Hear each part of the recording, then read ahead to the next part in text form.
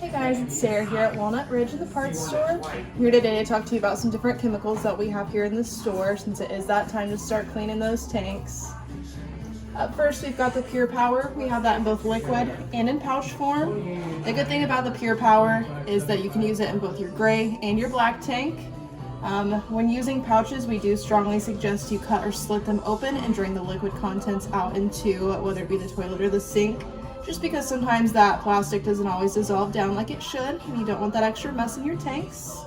We also have our Porta Packs and our Bio Packs down here. They come in a few different scents. That being said, those are strictly just for the black tank. And then we've got the Eliminate for your gray water tank.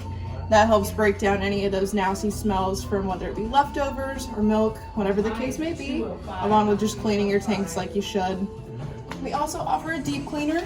We suggest doing this about once a year to deep clean those tanks out. It does come with a few different packs. Should last you quite some time though, just to give that tank a deep clean. That's all though. Thank you.